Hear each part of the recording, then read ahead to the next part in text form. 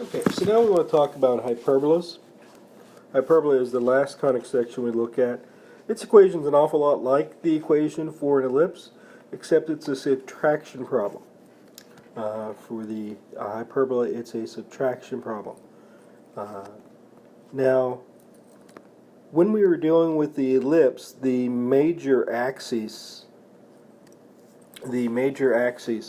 was always the one that had the bigger denominator. With a hyperbola, the major axis is always going to be the x or y, depending on which one's positive. So this is written so that x is positive, so even if the a squared, that denominator, ended up being smaller, it wouldn't matter. It would still be a hyperbola that's based horizontally from its center. Okay. So basically the way it works is because this is horizontal, it would be a distance a units from its center. And the way I have this formula set up, the center is at 0, 0. The b, I'll talk about how to use that in the actual equation, in the actual graph, in our example that we'll look at. In the case of the hyperbola, the foci are actually further away from the center than the vertices are, which is exactly the opposite of what happens with an ellipse. The formula to find c for the hyperbola is actually you add a squared and b squared.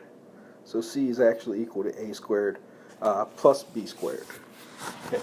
If you read in your book, you'll see the hyperbola is a collection of points in the plane. The difference between their distances between 2 points, the foci, is constant. So the ellipse, the sum of the distances was constant.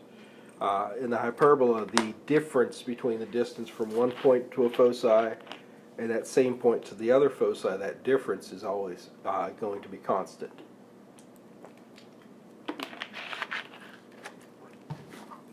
The horizontal axis, or the axis that the foci and vertices fall on, is called the transverse axis.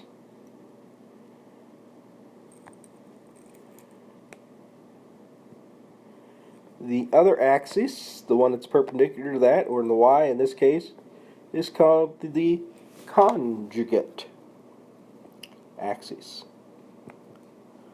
It's called the conjugate axis. Okay. Those names aren't super important, but they're basically taking the place of the major and the minor axes. Again, the b squared, the conjugate values, does have some significance in the graph. I will talk about that as we go through our first example here. So here I want to start at one fairly basic form. X squared over 9 squared minus y squared over 16 equals 1. And so because the x squared is positive, we know the whole thing is going to be opening in a horizontal fashion. So we can quickly state here that our center is 0, 0. A is equal to 3 and B is equal to 4. So from that we can solve for C. C squared is equal to A squared plus B squared, so C would be equal to 5. Okay, and then we start putting those things in. Because it's horizontal, the vertices will be A units left and right of the center, which is 0, 0. The foci will be C units, or 5 units left and right of the center. Okay.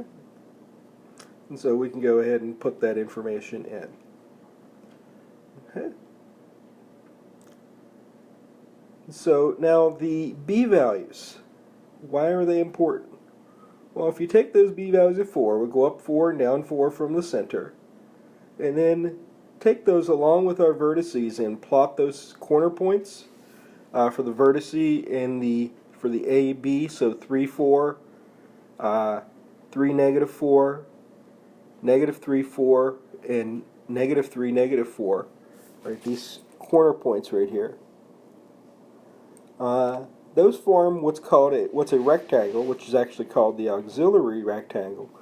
We actually use that rectangle to construct, with each of its corner points and the center, to construct these dotted lines here, which I've made in blue. Those dotted lines are actually the asymptotes for the hyperbola. Remember, hyperbola is formed by cutting out of a cone. So those those blue lines there actually represent the cones, the edges of the cone. And it turns out that the hyperbola, its graph, actually approaches those lines as you go further and further out. So we use those lines along with that auxiliary rectangle to get the basic shape of our graph. And at this point now we can just draw in starting at the vertice, and then it goes towards those dotted lines, those blue lines, those asymptotes. Over time it will get closer and closer, so if you just start kind of moving it towards those lines, and that gives you your basic shape of the hyperbola.